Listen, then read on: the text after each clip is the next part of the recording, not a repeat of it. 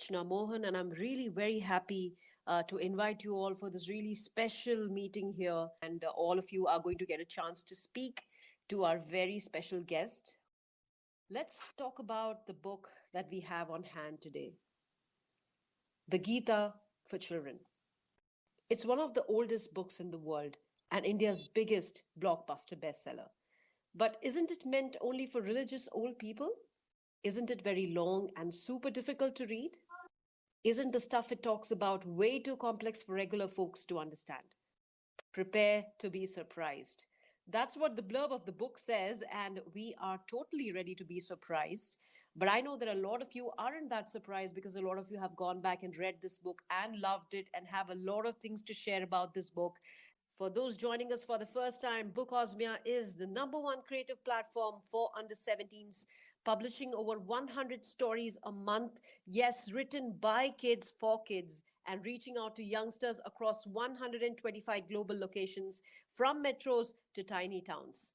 And I'm so glad to have Nidhi Mishra here. She is the CEO and the founder of Bookosmia. And I'm going to ask Nidhi something. Nidhi, why are we having kids talk to authors and kids interview authors and kids speaking up? What is it all about? Tell us. Sure. Hi, everybody. Very, very excited to be here. Archana, these sessions are, I think, one of my most favorite things that we do at Bookosmia.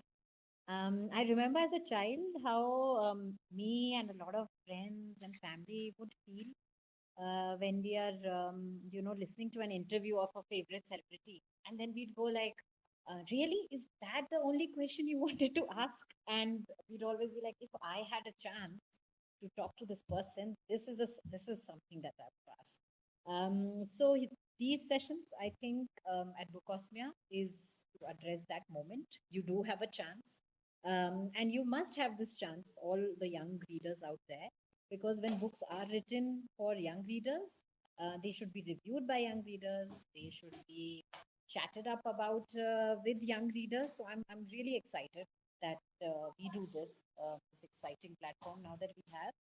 And what a wonderful range of authors and stories that we've been discussing. I know we've had Shobha Tarur talk about Raja Ravi Verma. Last session was with Tina about international discoveries. And Aparna talking about adopting dogs, not shopping, caring about environment. And today we have Roopa. I've been waiting for this for very long, for a lovely dip into mythology. And like you said, it seemed like such a challenge that kids could take to a book on this subject, but it has clearly been achieved, and fantastic work at that.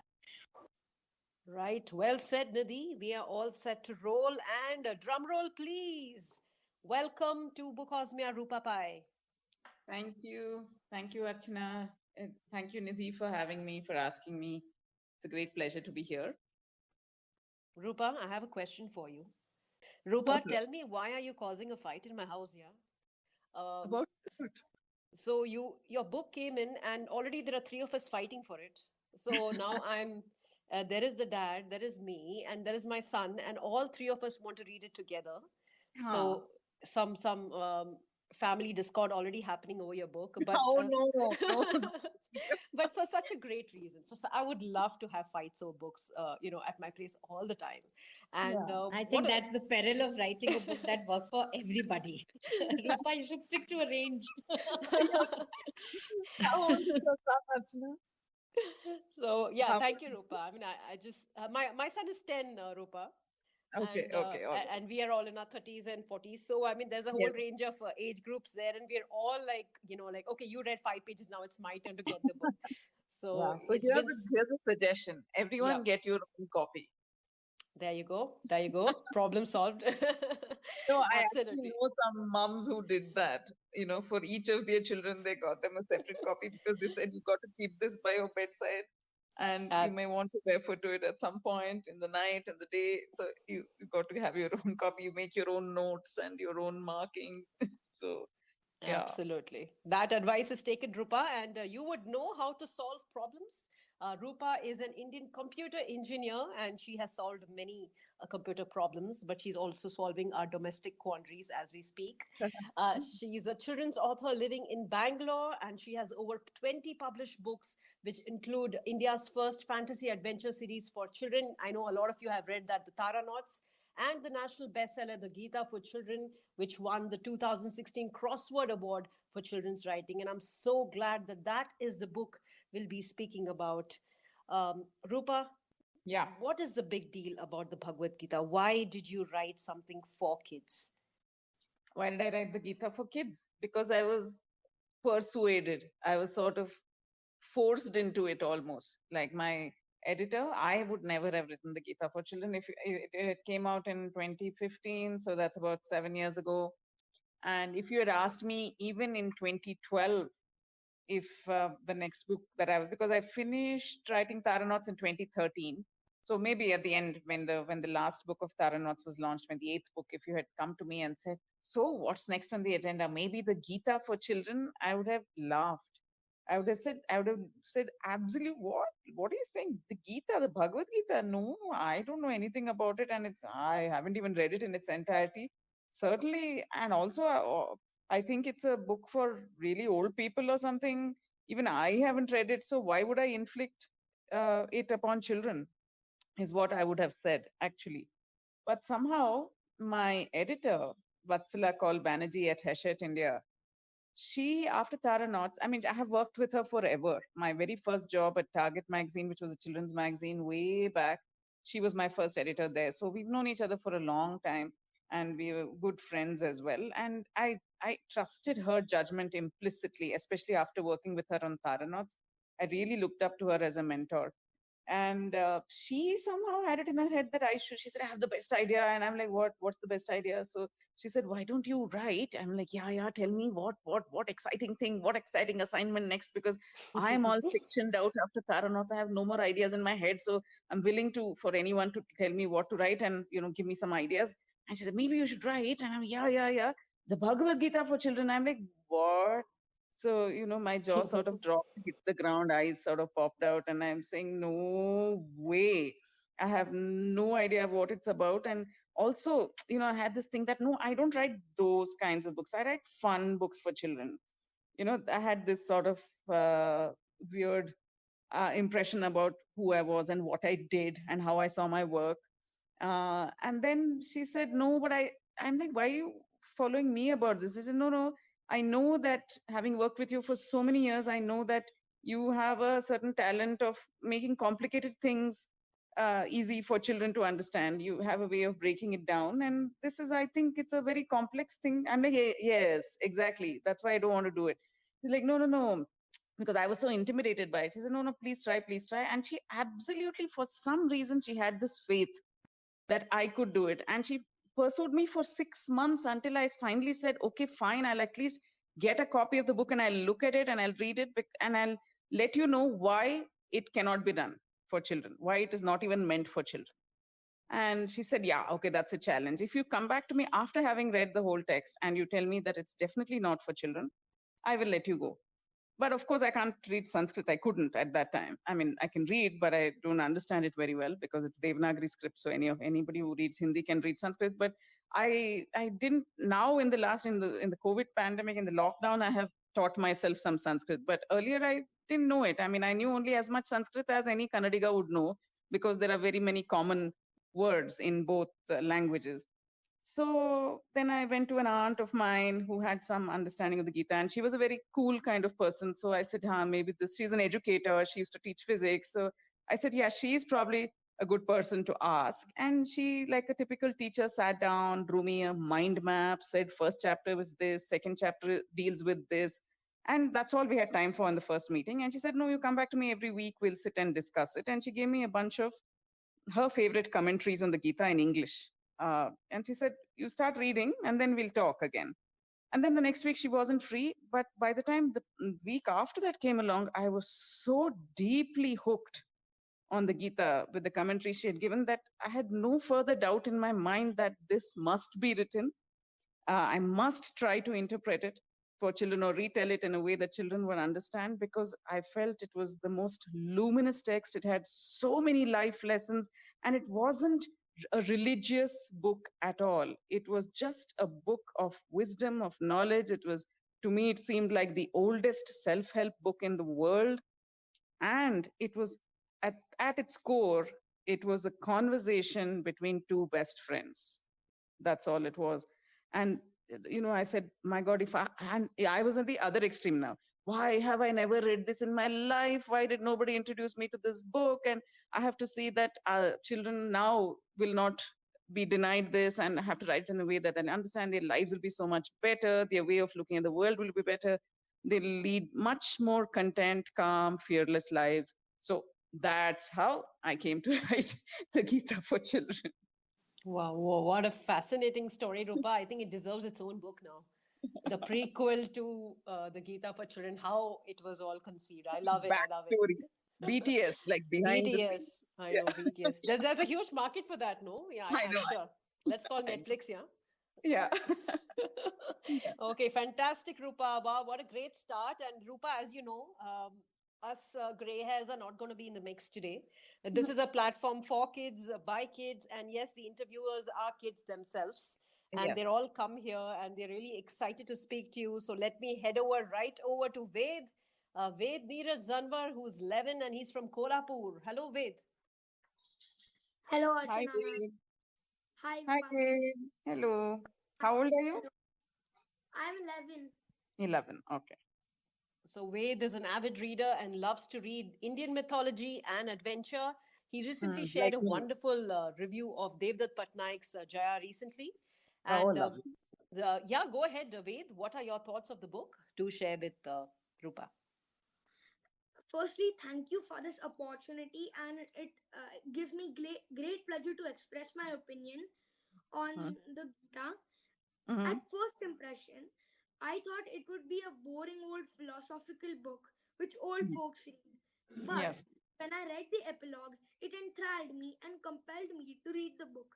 And of course, Rupa ma'am has just beautifully understood what kids of this generation exactly need in this drastically changing world.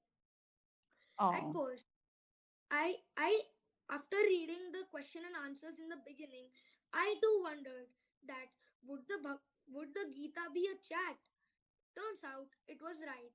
It is very yes. easy to understand and read.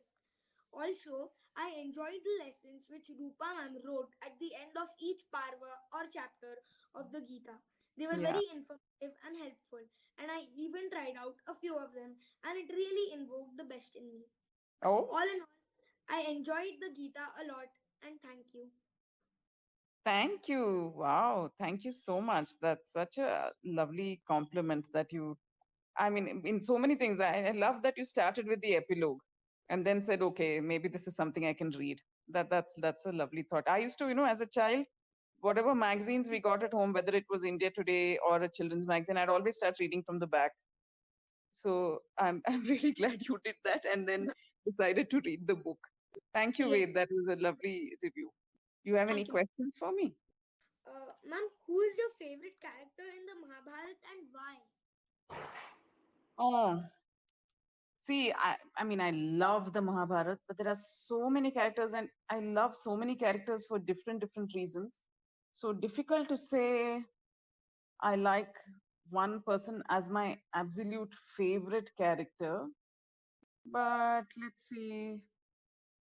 Mm, See, I think the wonderful thing about the Mahabharata is that everybody is sort of flawed. So nobody is all good and nobody is all bad. And that makes all Yes, of them, each of them, very interesting. So you can go off into an entire, a whole lifetime you can spend trying to true, understand true. each character, what were their compulsions, why did they behave like this, and learning lessons from each of them. So they're all very interesting characters. Let me see. I think, my favorite character in the Mahabharata, perhaps if I had to pick one, it's not, I mean, not favorite, but I think the most interesting character in the Mahabharata is the writer of the Mahabharata, who's also a character, Vedavyasa. Yes, Vyas. Yes. Yeah. So Vyasa, I don't know if you know Ved, but he has shares your name also, of course, Veda Vyasa. But his name was not Veda Vyasa, right? To begin with, his name was Krishna. He Yes. was so there are three Krishnas in the Mahabharata. This is our Krishna, the butter-eating Krishna who became Arjuna's best friend Huh. forever. Krishna, that is one Krishna. Then Yes. there is Vedavyasa, who is also Krishna, but his name was Krishna Dvaipayana, and he's called Oh. Dvaipayana because he was born on a Dvipa or an island. So he's Krishna of the island. Okay, Krishna Dvaipayana. And the third Krishna, so what I figured out when I was learning Sanskrit is that if the last a is extended, like Krishna or any word, like if you extend it Krishna, then it becomes a feminine. It becomes a girl's name. So the Okay. third Krishna in the Mahabharata is Krishna, which is another name for. Can you guess? No idea. Draupadi. Draupadi's Oh. name is Krishna. And why Okay. are all these people called Krishna? What does Krishna mean in Sanskrit? Do you know? I actually don't have any idea. Okay. So many people don't know. So Krishna just means black Okay. or dark.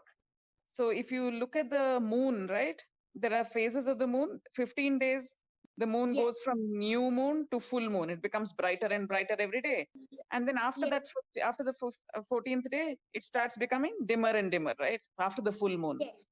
So Yes. one half of the lunar cycle is 28 days. The first half of the lunar cycle, if you start from Amavasya, when it's a new moon, there is no, it's dark sky. From that day to the full moon is one half. The other half is full moon to new moon, right, Mm-hmm. of the cycle. Now, Yes. the first half, which is dark to full moon, I mean new moon to full moon, is called Shukla Paksha. Shukla means white or bright. So that part Okay. is called the bright part, where it becomes brighter and brighter every day. And the other half, which is brightest to dimmest, like full moon to new moon, where it gets darker and darker every day, is called Krishna Paksha, or the dark phase. So Okay. Krishna just means dark. And so all these three Krishnas, whether we're talking about Vedavyasa or Krishna Vasudeva, who is Arjuna's friend, or you're talking about Krishna, they were all very, very dark skinned. They had Okay. very dark skin. That's why they were called Krishna. Okay. Yes. Now that first Krishna, Krishna Dvaipayana that we talked about. So I think he's my favorite character because not only was he this brilliant person who took all the ancient texts across India that any rishi had ever composed and put it together and made it into the four Vedas. And Vedas means knowledge. He put them together to create the four Vedas. He decided, okay, how can I classify this? Maybe this should go into the Rig Veda, this should go into the Yajur, this should go into the Samaveda, this should go into Atharva. Like that, he created these four compilations of Vedas, okay, Oh. of the knowledge, of the ancient knowledge. So what is in Sanskrit, what is the word for compiler or somebody who puts together things? The word is Vyasa. And what Okay. did this person put together? He put together the Vedas or the knowledge. And that's why he was called Veda Vyasa, compiler of the knowledge. Okay. Okay. So that's why Krishna Dvaipayana became Vedavyasa. But he's also a forefather of the Pandavas and the Kauravas in the text, in the Mahabharata and the epic, right? Uh, Yes. Plus, why I think he's so brilliant is that he realized that he said, when he put the Vedas together and the Upanishads together, he said, my God, there's so much wonderful knowledge here, but how do I make sure that this knowledge is passed on from generation to generation? And how do I make sure that not only the brightest ones who can read Sanskrit, who can understand difficult stuff, only they shouldn't be able to read it. I want this knowledge and these truths and these wisdoms and these lessons to go to every single person in every generation across India and the world. So how do I make sure? He said, nobody will sit and read all these Upanishads. They're very difficult. They're very complex. What shall I do? So he said, Yes. first of all, let me reduce all the wisdom of the Upanishads into a smaller, compact version. So he reduced all of them and it became 700 verses. Okay. And he said, this is quite small compared to like hundreds and thousands and thousands of shlokas. This is only 700. This maybe everybody will read. Then he read it and he said, still too complicated. I mean, like, it's still 700 verses. How do I make sure that everybody reads it? And he said, aha. Then he got his most brilliant idea of all. Yeah, he said, I have this brilliant idea. I'll write a story. You know that Mary Poppins song, A Spoonful of Sugar Helps the Medicine Go Down? Have you heard that song? A spoonful of sugar helps the medicine go down, the medicine go down, the medicine go down. So basically, if you want to give your dog some medicine, you'll put it in some sugar. Or if you want to give a child some medicine, you put it in some honey, or so you'll do that kind of thing, right? So that the medicine goes down without any trouble. So he said, I have to put, can you still hear me? Yes, Rupa. Yeah. Yeah. So he said, I have to put this wonderful wisdom of the Upanishads in some bigger, sweeter thing so that people will come to it and be attracted to it. And he said, I know what I'll do. I know what everybody in the world loves, whether they're young or old, whichever part of the world they come from, whatever religion they follow, whatever they look like, whatever God they worship, whatever they eat, their food habits, however they dress. The one thing that every person of every age, in every time across the world loves is a good story. So I'm going to write the most massive, most wonderful, most epic story of all. I'm going to call it the Mahabharat. And in the middle of that, somewhere, I'm going to put the Gita, this 700 shloka text. I'm going to philosophy. I'm going to put it in the middle of that. So then, and in the old times, there was no TV or there was no internet or anything. So you had to and there weren't even books. So all of these things, whether they were the Vedas or the Upanishads or the Mahabharata, they were all orally transmitted, means they were told by mouth and people heard it with their ears and they remembered it. So nobody wrote anything down. So he said, now I'll start telling this story and it'll be such a fabulous story and there'll be so many wonderful characters and so many characters that nobody will ever be able to choose their favorite character. It'll be the toughest question of all. And I will bring them to a most exciting point, a climax. A great war is about to begin. Everybody, all the audience is sitting at the edge of their seats. And then, bam, I'll put in this 700 verses of high philosophy, of all the greatest lessons in the world. I'll put it there. And unfortunately, because it was not Tata Sky or anything, you can't fast forward, you can't record, you can't do anything. You have to sit quietly until those 700 verses are recited. And only then you will know what happened in the war. It's like a cricket match. Imagine it's about to start, like, everybody wants to know who won, what happened in the cricket match. And then you'll say, no, sorry, but ad break, drinks break. Now you listen to this. So I thought because he was such a brilliant guy, I think that is why we all have come to read the Gita, because we cannot skip it. It's in the middle of the most fantastic story in the world. That's why I think Vedavyasa is my most favorite character. What a lovely answer, Rupa. I think you all had us all at the edge of our seats as well with that amazing narration. And you can sing, Rupa. We'll have to take you up on that again. I think so. Somebody said, was the Mahabharata written to get the Gita across? I imagine so. Absolutely. Thank you, Wade. The lovely question. We have 5 more kids with questions, and they are really looking forward to speak to you, Rupa. So I'll go ahead to Ditya. Ditya, are you there? Yes, ma'am. So Ditya Nair is 12 and she's from Bangalore. Mhm. She has Hi, a keen Ditya. interest in books, Mhm. music, and travel. She's an avid reader and enjoys playing her guitar. She's a blogger and a very good one at that. Wow. She once wrote a special blog post about meeting a very special author in person. That was Roopa Pai. Okay. Okay, I think I wrote Dia when I was responding to you. Sorry, your name is Ditya, is it? Yeah, that's my what people call Where me. did we meet? Big fest. The Bangalore Lit Fest. Yeah, Where was it being held? At not the BFC? Bangla fest, ma'am. The big fest. Okay. The big fest. Not the Bang. Right. Yes, I remember. Okay. Tell me. Were you the one who came and who has read Tara Knots and this?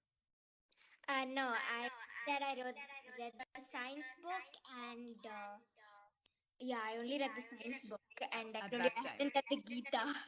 Yeah, yeah. Okay, okay. Yes, yes, yes. I remember that. Yeah. Hi, Ditya. Lovely to catch up with you here again. Ask me your question. Uh, so my first question would be, many of your books, ma'am, are written in a way that children enjoy. Even Mhm. like today, I was reading the Gita, and there I've always approached the Gita with a preconceived notion that it's difficult, like Mm. most things. Yeah. Yeah. And when I read the at least the first page, which was not even the actual book, which was the introduction, Yeah. it was like you were standing right in front of me and talking to me. It's that kind Oh. of writing. Ah. And also other books, uh, like the science book, 24 Yeah. Other Mysteries of Science, Yeah. all of them are written in this way, and it's written in such a way that a person who wouldn't even know a thing about that topic would know about it or Mm. understand what you're trying to say. Yeah. So how do you, how do you get the inspo to write like that, and what goals do you keep in mind to complete your writing that way? Okay. So there are two different questions there. One is what gives me the inspiration to write in a way that it feels like a conversation. And the other one is what goals do I keep in mind when I write? Yeah, because So, many of us stop writing after a point because we don't get yes. inspired the block. Yeah. So, so this is a question I've been asked a lot. Like, what is your muse? I mean, what inspires you? And I think a lot of writers who are true artists, um, whether they're writers or dancers or music composers or painters or whatever, they often are struck by an inspiration and then they go away and they work like crazy. And I mean, you never know when inspiration strikes, when the muse will strike. But then once that happens, you sort of go and cloister yourself somewhere for days and you don't come out. You only have lots of liters and liters of chai, and by the end of it, you have produced this amazing bit of deathless prose or art or what music or whatever. Unfortunately, I don't think I'm one of those real true artists. For me, the best muse is a deadline.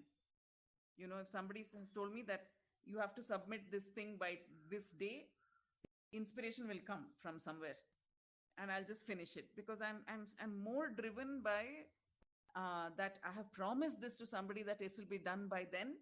So I better sit down and do it, and there absolutely no excuses. You have to finish it. So when you're driven, so I'm very much like that kind of, nose to the grindstone kind of person. So if I have promised somebody something, I'll try my best to do it. So that really is my inspiration. And if you just ask me where do I get inspiration for my books from everywhere. And how do I write in a conversational way? Because usually, very often, I pick up topics that I myself know very little about. I just told you how I came to write the Gita for Children. I don't know enough. Okay, so but I think what I have, luckily for me, what I have managed to retain from my childhood is curiosity. I'm truly curious about the world, and I try not to have preconceived notions about anything. I try, but I told you already how many preconceived notions I had about the Bhagavad Gita. But I try to, and actually, the Bhagavad Gita taught me that. Writing the Bhagavad Gita taught me that it's very silly to have all these notions. Don't imagine things and don't assume things until you've tried them. So when you say that, nothing can be that hard, surely nothing, I mean, something, it's not rocket science, surely. If you go into this subject, whatever the subject is, with an open mind, some humility, a lot of curiosity, then usually that subject or that topic, and you're willing to do the hard work, you're willing to read, you know art pieces and various pieces, various books to find out the answer. You're willing to surf through, like, uh, you know, I don't know, 250 websites to find what you need. If you're willing to put the hard work and you've got some humility and you're saying, like, I'm sure it can't be that hard. Please, please, subject, whatever it is, economics, science, open yourself to me. Show me. Show me what you're about. I do want to love you. I do want to like you. So I'm sure you're wonderfully interesting. So please tell me about yourself. So if you go in with that kind of mindset, I think the subject will speak to you. Okay. And when it does, I am so fascinated and I'm so excited about what I have just found out that I immediately want to tell like 10 people about it, especially children. Because I want to say, don't be scared about this subject or don't be scared about this topic. It's amazing, it's fascinating, it's very interesting. So I think that because I myself am so excited about it, I'm able to convey that, that sense of, oh my God, this is really interesting. Did you know? Did you know? Did you know? So I think that comes through in my writing because and my children have had enough of it. I have two children who are now grown up, but all the time I was writing something, when they came home from school, they would get a whole year full of what I had been working on that day, until they're like, please, can you stop? Like, I just want to eat my tea in peace. But I was like, no, no, no, but you have to know. Did you know this? Did you know this? So it's just that excitement that I myself feel. I think I try to convey to the reader. That's how it comes out, like that, I feel. I don't know if that answered your question, but and what goals do I keep in mind when I'm writing? This is what it's just I try to be very, very disciplined. One thing is I have to finish by the deadline, or I mean, not it's not always possible. So I will let the person know, my editor or whoever is expecting me to finish by that time, that maybe it will be 15 days delayed or whatever. I just couldn't do it. So I make sure they know in advance, so they're expecting it. But then I just sit. Unfortunately, like Edison said, Thomas Alva Edison, who invented the electric bulb, he said, genius is 1% inspiration and 99% perspiration. I totally agree with him. It's very hard work. So it's not like suddenly when inspiration will strike you and you'll just sit down like a crazy person and write it and it'll all be done. Unfortunately, it takes days and days and days of sitting in front of your computer from 9 to 1 or whatever, you have told yourself, this is the time I have for my writing, and staring at the screen. Some days you'll write 2,000 words, some days you'll write 200 or less. But the important thing is to keep the discipline and sit, sit, sit. You can't say that, no, no, it's not coming, just chuck it, tear that paper and throw it. No, you have to keep going back to it. Sometimes it may help to go away for a weekend, go away from it for a weekend, or I'm talking as a professional full-time writer, I can only take a weekend off. But as a young person who's just experimenting with writing, you can say, okay, I'll just let it lie for a week, finish the exams, finish Diwali, whatever, and then come back to it. But come back to it for sure. Abandoning it is not the answer, unless you feel that, okay, this has reached a dead end, I'd like to restart. But finishing something, starting something is very easy, but finishing and completing something gives you a sense of accomplishment and a feeling of confidence, even if you don't particularly like the end product and you say, okay, it was good. I mean, it's not great. I don't want to give it to any school magazine or anything. I'm not, totally pleased with it, but I have actually started something and finished it. That itself is a huge step. And next time you'll have more confidence that when you start, you'll finish. And then it becomes a habit. If I start something, I must finish it. And when you keep doing this, there is no doubt but that you will get better and better and better at it. That's the answer, actually, my answer. That was beautiful, Roopa. I hope that answered your question. All right. Thank you so much. And Roopa, what you said, I would like to put on my auto if I had one. Back of my auto. Which part? Everything. I think I need to fit in a lot. All right. So thank you, Roopa. And guess what? There are a lot of things happening on the chat. So all of you keep it on. Sorry. And I have something that I wanted to share with you on the chat. All of you people on the chat. Tell us one thing that was a preconceived notion for you, but you somehow overcame it. Like how Roopa said, you stuck to it and you managed to do that. Yes. So all of you, whoever's done that, put it on the chat, and we would love to share that with Roopa as well. All right. So yeah, Siona is waiting for us. Siona? Sure. Yes, ma'am. Can you hear me now? Yes, perfectly. Yes. Hello, Yes, Siona. ma'am. Hello, ma'am. Hi, Siona. Hello, ma'am. So recently, I had written an essay with my thoughts of what if the supercontinent Pangaea never broke into the present day continents. And in that, I wonder that maybe so much fight and rule over land and discrimination wouldn't have happened if humans had one single piece of land to call their home and there would be more equality.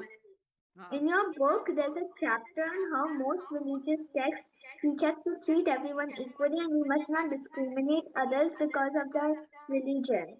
But Yeah. I feel in reality, these religious texts only unite people among one community together but create more discrimination with another community that believes in a different religion. And many times this has led to wars and battles. Like when Right. the Britishers came to rule India, they took advantage of our differences and partitioned India Yes. with the divide and rule policy. To Yeah. fix this, I feel that we should have separate religious texts with different rules and festivals, but maybe also have a universal text so that with good teachings for everyone in the world to understand and follow, just like Pangea. So, ma'am, my question is that Yeah. I have sometimes observed that some people are very religious when it comes to celebrating festivals and doing pujas, Yeah. but treat people at home very badly, like workers or lower Yes. caste Yes. people. So, ma'am, what Yes. are your thoughts on this? Yeah. That's a very deep and profound question. Thank you, uh, Siona. So, there are many questions in there. That's a very, so that vision that you have put together in your essay about Pangea, one supercontinent which never split up, where everybody followed the same religion, and which allowed people to live in harmony with each other. That is what in literature and in idiom is called utopia.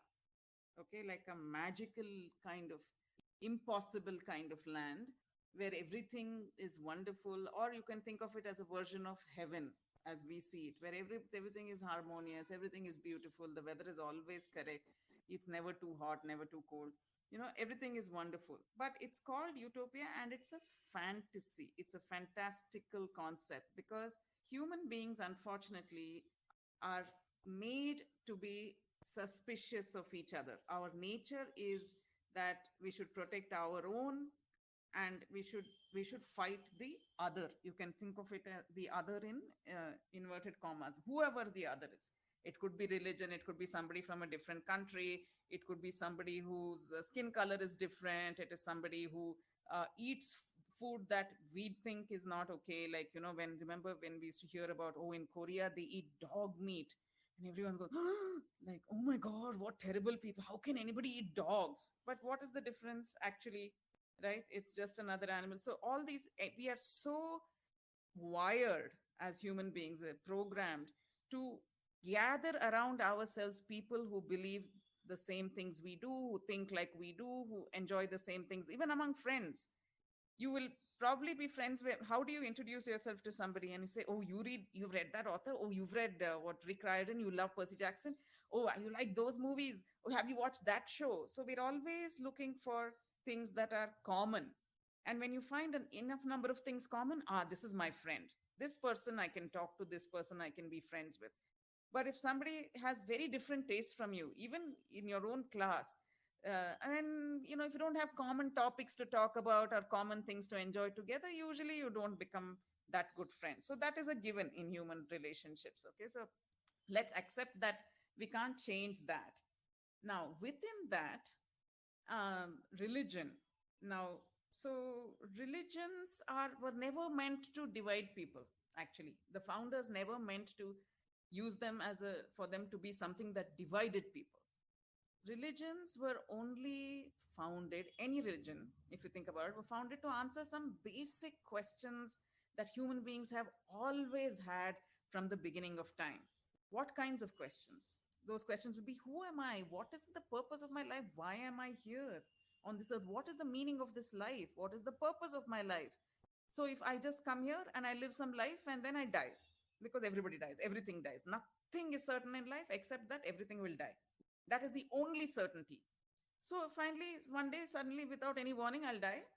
Or maybe with lots of warning, I'll die. And everything around me that I hold dear will die. And then it's over. So what's the point? So these were questions that have always troubled humans wherever they lived, in whichever age.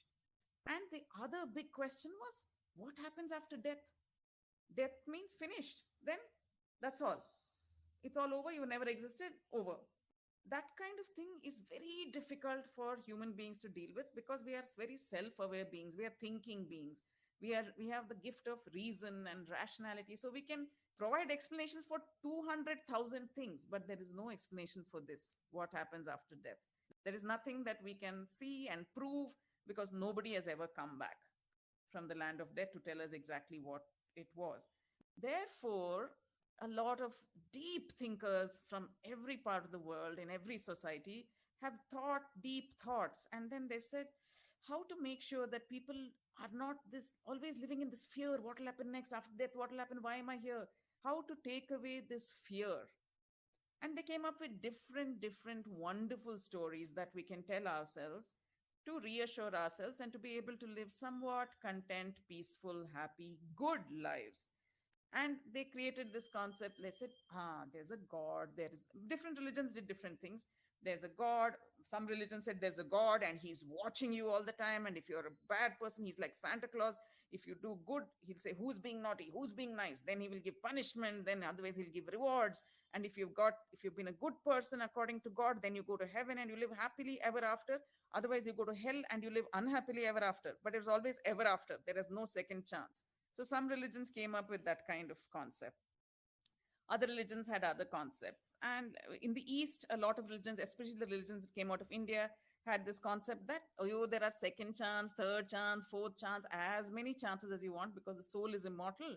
Nothing will happen. You'll keep reincarnating. You'll keep coming back to learn many lessons. And there is things like there is no that God, whoever it is, that supreme energy, it's not watching you. It's not a he, it's not a she, it's an it at best. And it doesn't have a name, it doesn't have a form, and it's not watching you because it is not going to give punishment or reward. You, by your own actions, are going to give yourself punishment or reward. Okay, so you please mind what you do. So different concepts. But it's people take the teachings of every religion, and because they are basically fearful of everybody else and they need something to bond around, they make the religion another thing to bond around, like cricket or Bollywood, which films, which actor, which celebrities. You need something to bond around, and they say this is what we'll bond around. This name of this God is what we'll bond around. And anybody who doesn't agree with us or doesn't agree to bond with the same God, they are the other and we should destroy them, or we should hate them, or we should just be suspicious of them, and we should treat them differently. We should treat them as somebody below us, lower to us. All these concepts are only born in the minds of people. And in India, what happened was the Vedic religion, which is the oldest religion from which the Gita's wisdoms all come, it's not a religion at all. That's what makes it somewhat more egalitarian and better. It's a philosophy. It's just a way of thinking. And that way of thinking says that, boss, you can go whatever, you worship God in whatever form or name you want. You call God Krishna or Jesus or Allah, Vaheguru, whatever you want. We all know it all ends up in one supreme energy. So we have no problem. You call what you want. You don't want to believe in God. You say there is no God at all. Excellent. You can believe that also. Because there is no proof, right? They agreed that there is no proof. We can debate it. You can think what you want. All we are saying is that there is action and this consequence. If you want to before you do any action, please think about what you're doing. Make sure that action is not, you're not doing some action because you're angry or because you're scared or because you hate somebody or because you love somebody. Even loving somebody and doing action, not a good thing. If you're doing some action because you feel this is what I need to do in this time, then only it's a good decision. Please do that action. Whatever consequence comes, you will be able to deal with it. Don't simply do some action because everybody else is saying do it, because you look cool to your friends, because you're so angry. Don't do those actions because that will not lead to any good.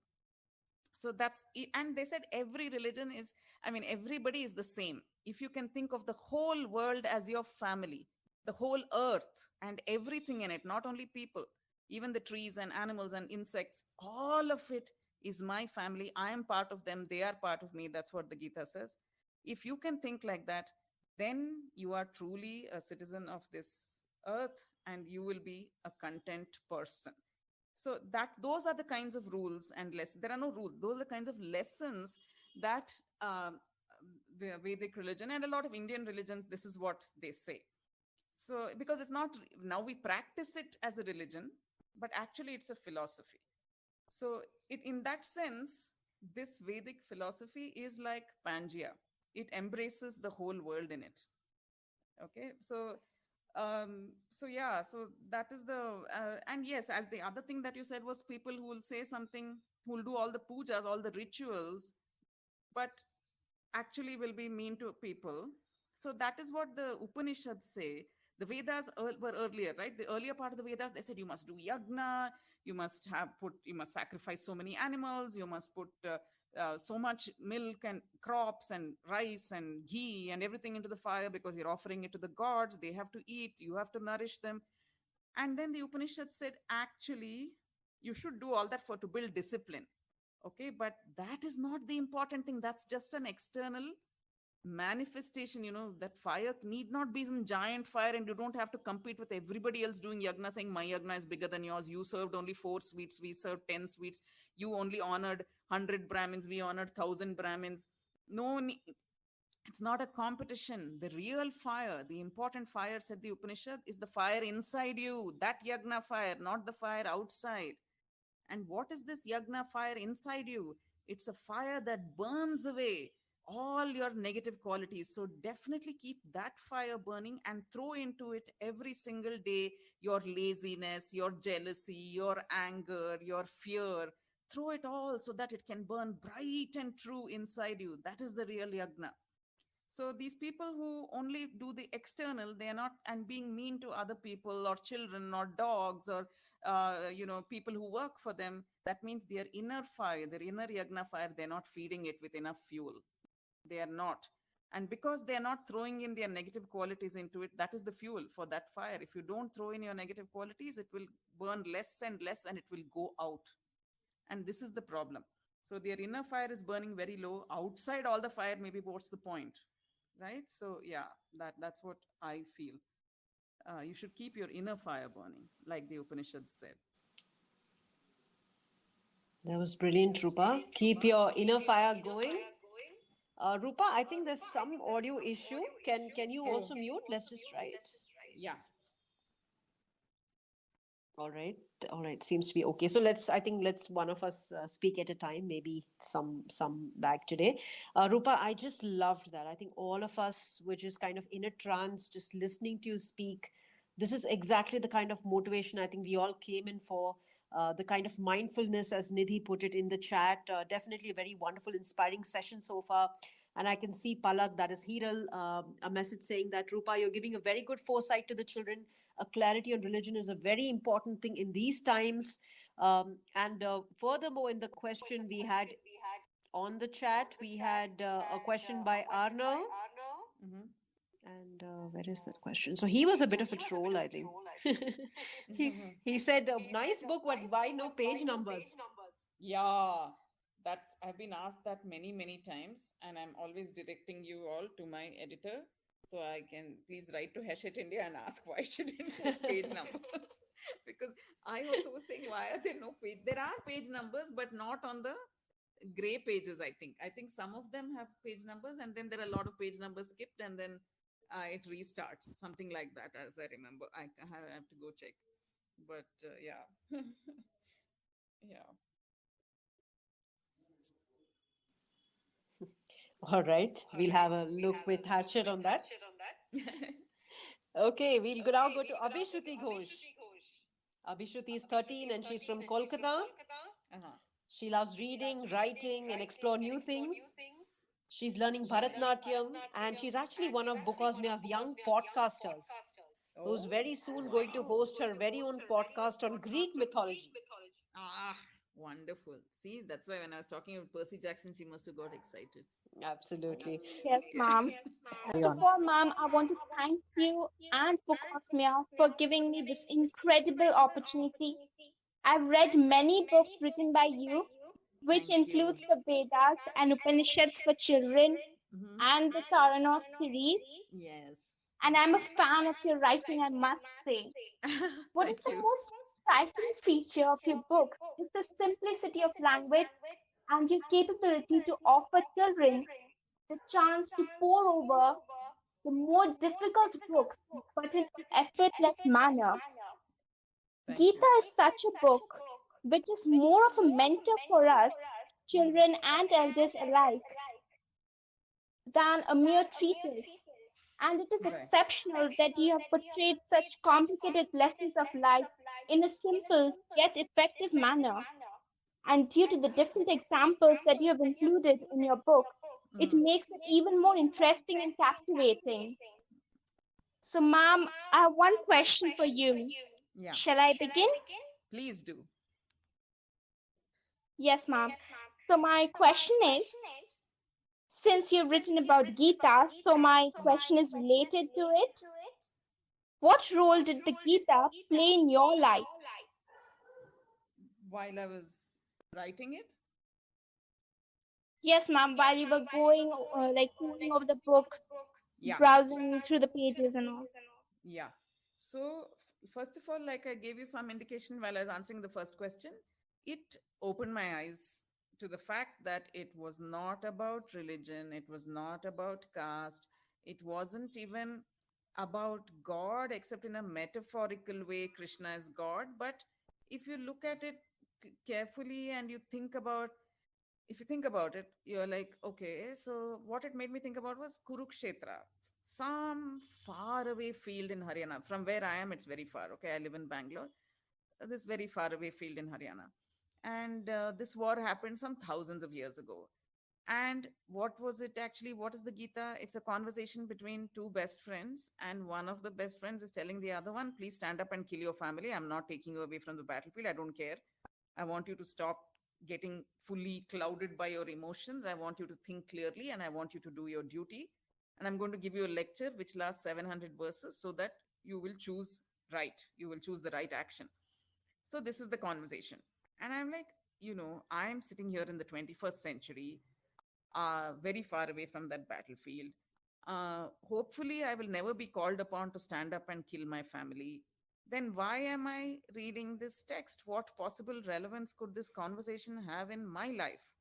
Right? So that was my question when I started.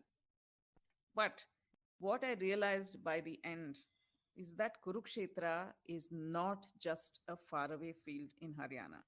Kurukshetra is in our minds. Kurukshetra is in our hearts. Every single day, we go out into the world to do battle, right? Not battling with swords and guns and bows and arrows, but battles of moral battles.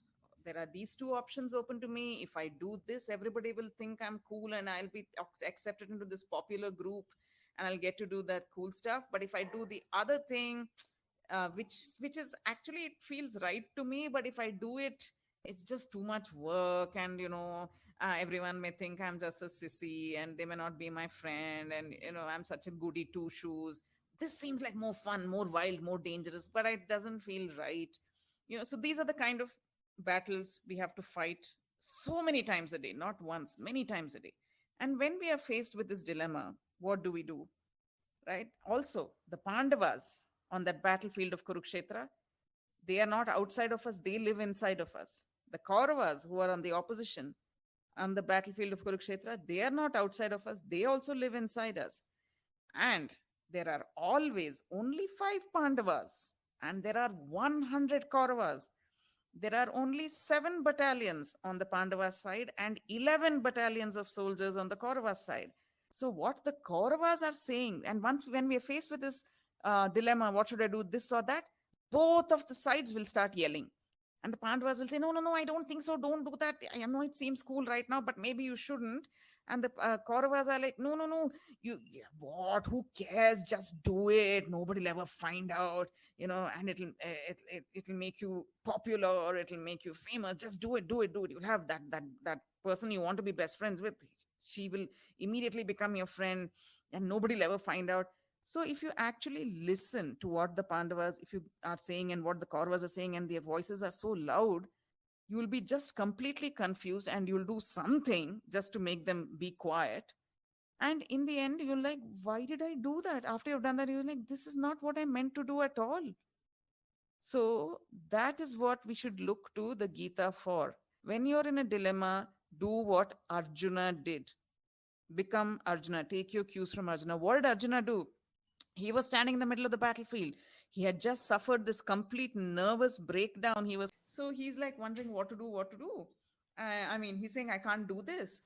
But, and he was also standing, his Pandavas were also yelling at him. They were not saying it loudly, maybe, but through body language, if he had looked at the Pandavas at that time, he would have seen their complete, they would have been so worried. Oh my God, our great hero is not going to fight. He's put his arms down. What's going on? We will lose. We will lose if we lose heart, at least. All the soldiers will lose heart. They'll lose their confidence. We won't be able to win this battle. And if he had looked towards the Kauravas, he'd have seen such glee on their faces. Oh my God, Arjuna, Partha is going to leave the battlefield. Then, though, this battle is ours to win. So he would have seen all this and he'd have got so confused. What did Arjuna do? He cut off the Pandavas. He didn't look at them. He cut off the Kauravas. He didn't look at them. Instead, but he also said, I'm not going to fight unless this thing is clear in my head. I'm not going to take any action unless I'm sure in my head what the right action is. So he cut off the Pandavas, he cut off the Kauravas, and he turned to his best friend. And he put his dilemma in his hands. Said, you tell me what to do. You give me your best advice, and I will do. I will do what you say. Right? You can do the same thing. We can all do the same thing. That's what I realized while I was writing the Gita. That was my biggest takeaway. That's how it changed me. That stop listening, stop thinking of what people will think. What will they say? What will they say? What? Tell your Pandavas, you please be quiet. Tell your Kauravas, shush it. I don't want to hear you. Make them both zip their mouths. And only when they both are quiet, then you can hear the still small voice of your Krishna. And again, you can call him Krishna, Allah, Jesus, Vaheguru, she, it, whatever you want, that voice. Every one of us has a Krishna. And that voice will speak to us, but only if we tell everybody else to be quiet. If we stop considering the world and just listen to our own strong inner voice, we will know what is to be done. Okay, so that is what that's what I learned.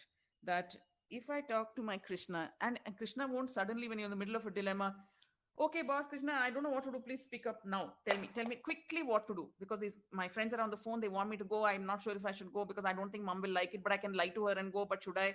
I'm very confused. So Krishna, please wake up fast, tell me what to do. Suddenly Krishna won't come and start speaking. Why did Krishna speak to Arjuna? Because they were best friends. And it's your responsibility to become best friends with your inner Krishna. How do you do that? Speak to yourself every single day at the end of the day, 10 minutes before you go to bed, and talk about your own day to your Krishna and say, this happened, Krishna. These girls were all girls or boys or whatever. They were talking about this other person in the group because she was absent. And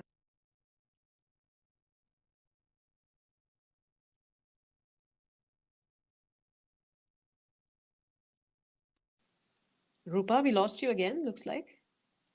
Why does it keep muting? It just mutes by itself. I'm not even, my finger is nowhere near that mute button. All right, continue. Yeah.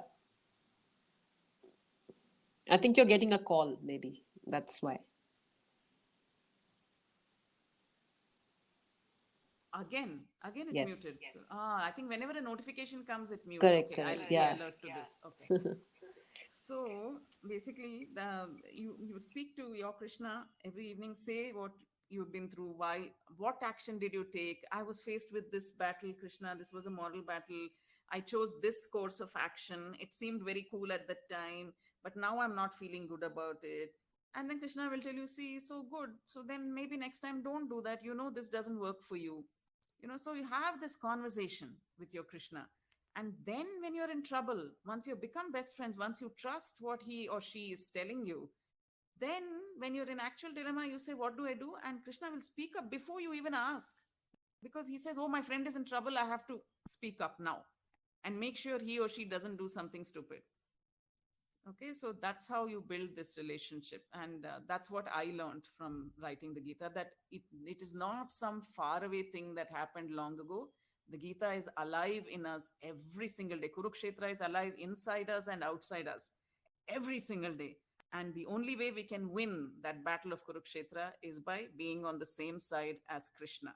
If we let Krishna drive our chariot will always stay on the path.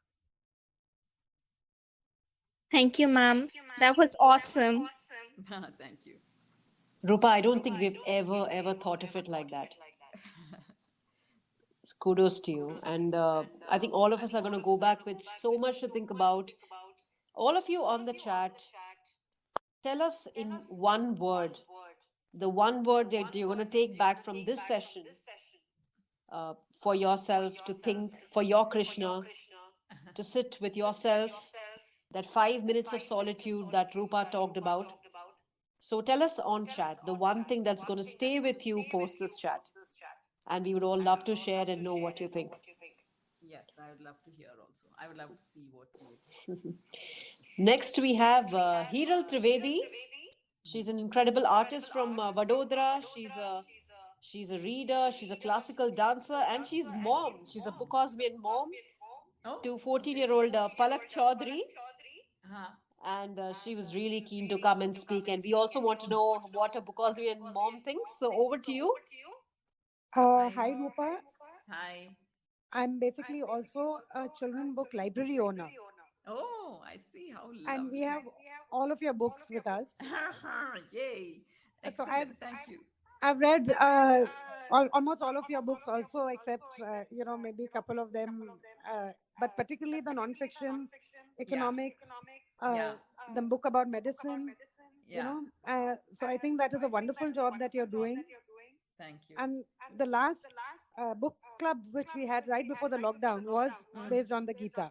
Oh, okay. Your book. And I've gifted it to so many children. Oh, nice. So one thing that you mentioned, that you didn't even think that this book was for children. Yeah. And then you got started to reading and then thought this had to be shared. Yeah.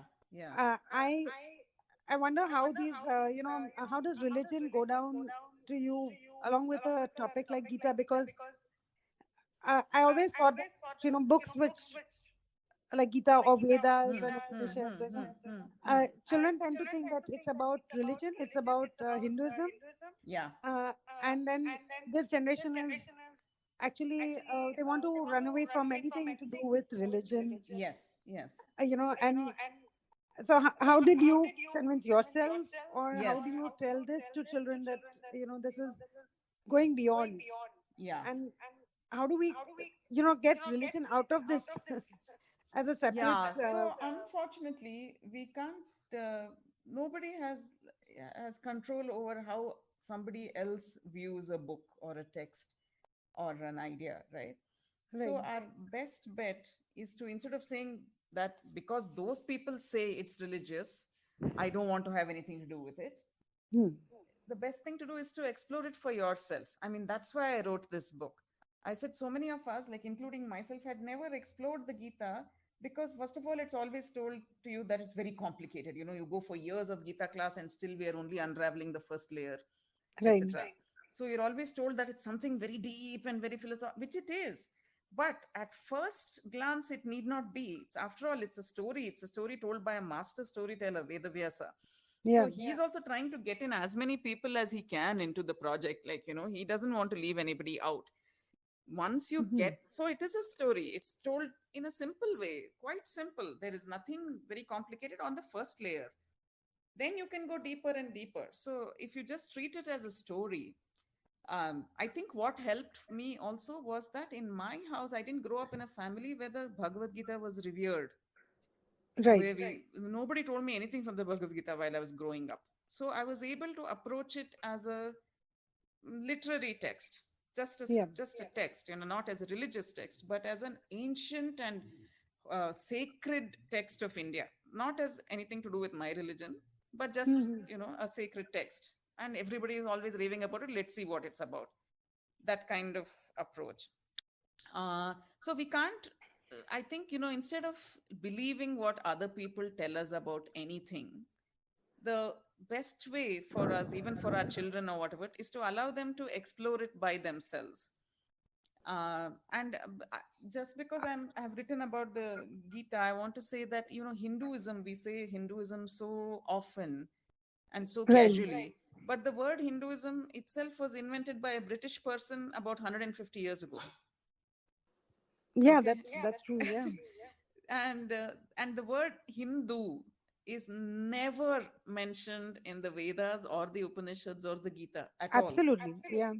And that is because, not because it's a bad word, but because it is not a Sanskrit word, and everything is written in Sanskrit. Hindu is a Persian word. It was the word that the Persians used for Yeah. people of this land, because they said anybody It who was lives Hindustan. beyond the Hindu, which was their name for the Indus River. Yes. Yes. Anybody who lives beyond the Hindu is a Hindu. That's all. So Hmm. Persian Empire came up till the Indus.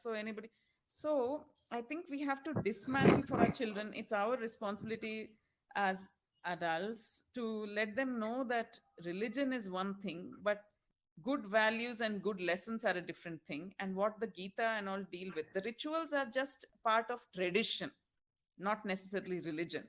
If we Agreed. want to feel Indian, we celebrate the festivals, right?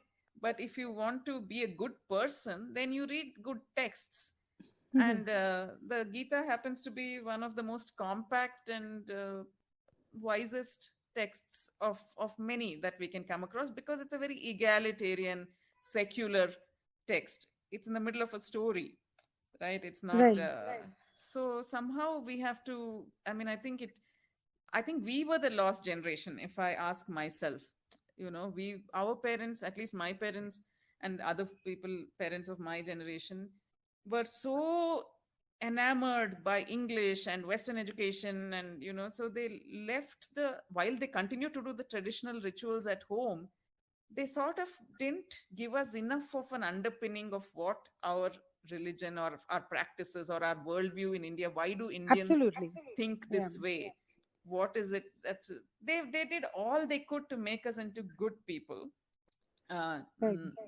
who stick to the They right they and w- gave the formula. They wanted us to be in that formula. yeah. And they You know. just felt like if you follow these, if you just join us for all these traditional pujas and everything, that's all, you're Hindu, and you just be a good person. But they didn't give us context about what is this philosophy, why are we like, because there's also that and if anybody looks at India as like, oh my god, it's so chaotic, so chaotic, what a chaotic country. Every other country that we visit and come back, we say, oh god, everything is so smooth and harmonious there, why is our country like this? The moment we come back, we feel like we are plunged into chaos and assault on all the senses.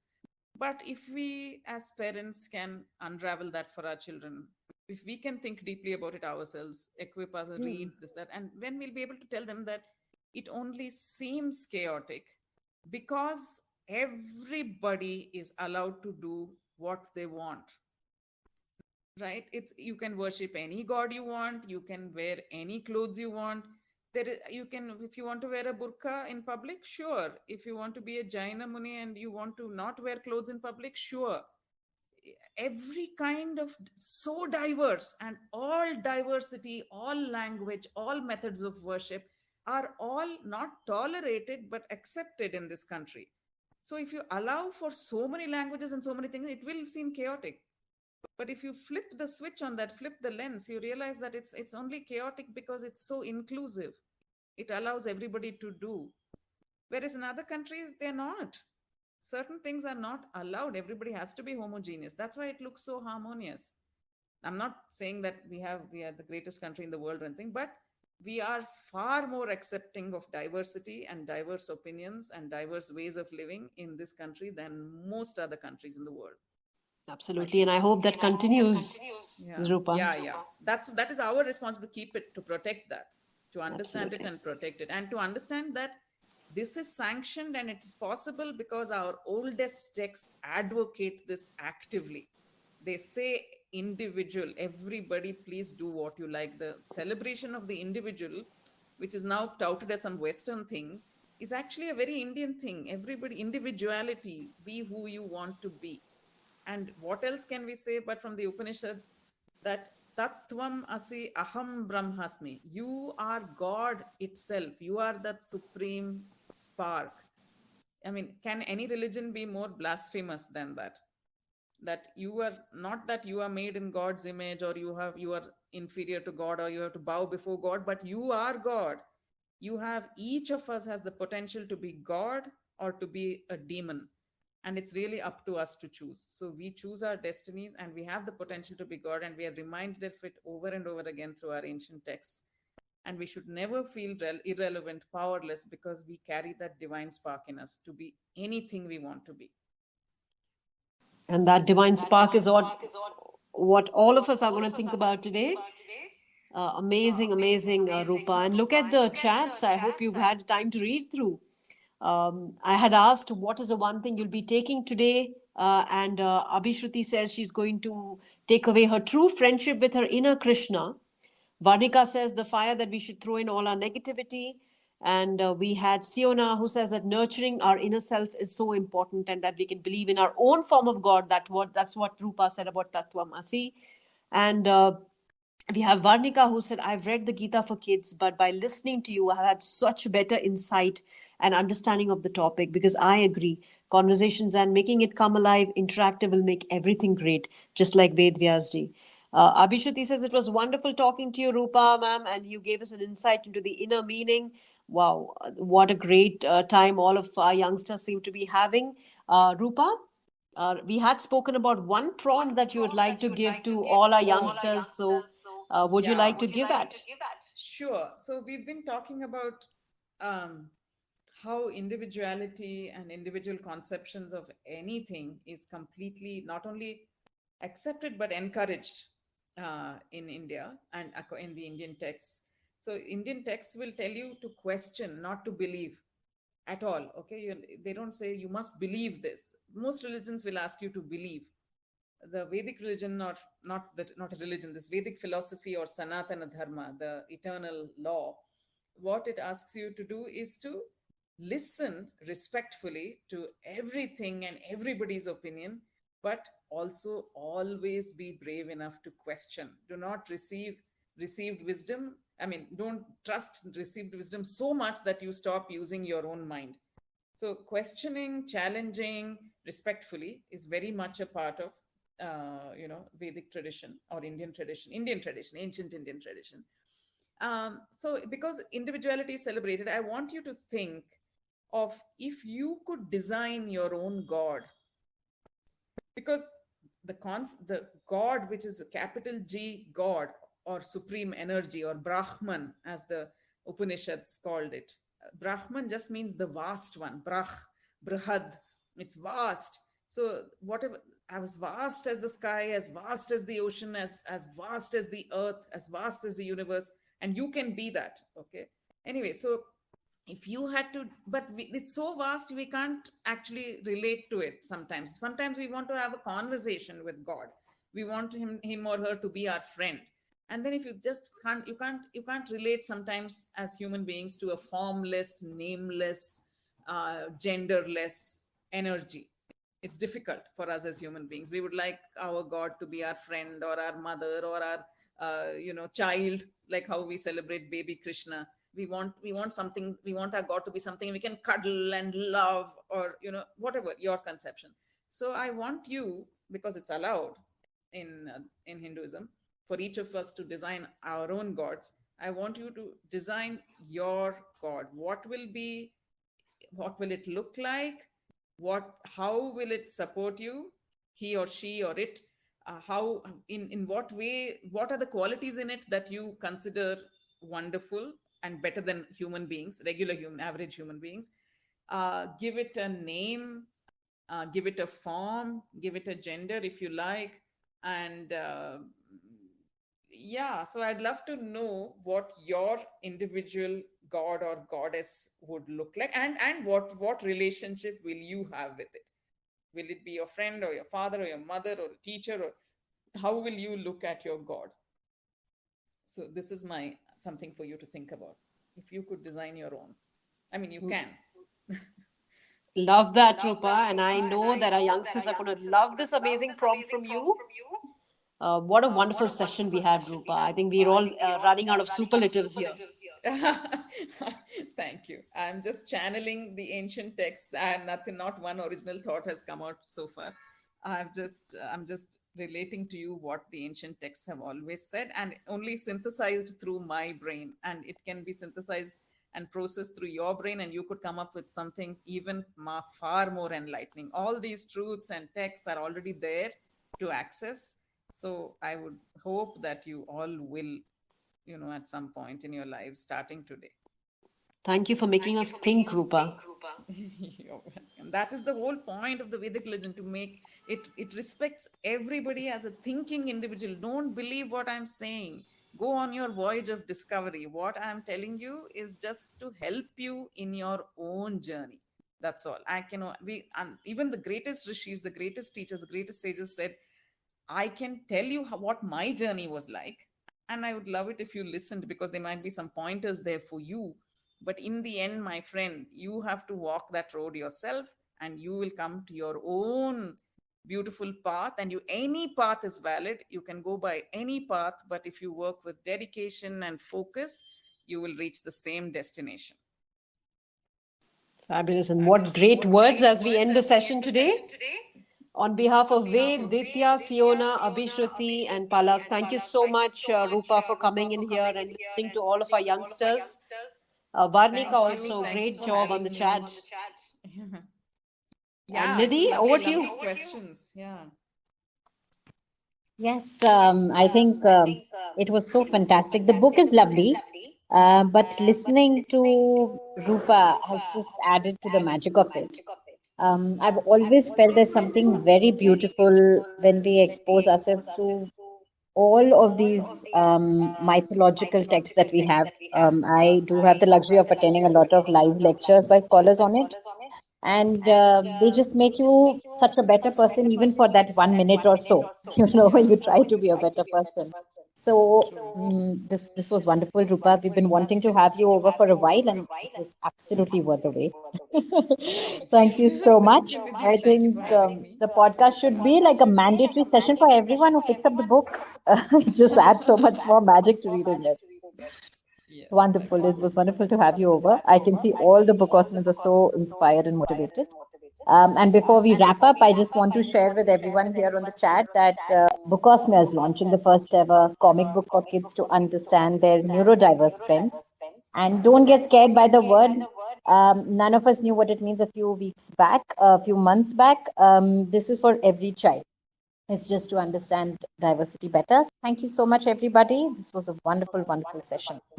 Thanks, Rupa. So much, Nidhi. Thank you, Archana, so much for hosting it. And namaste. Thank you, Rupa. Namaste, everyone.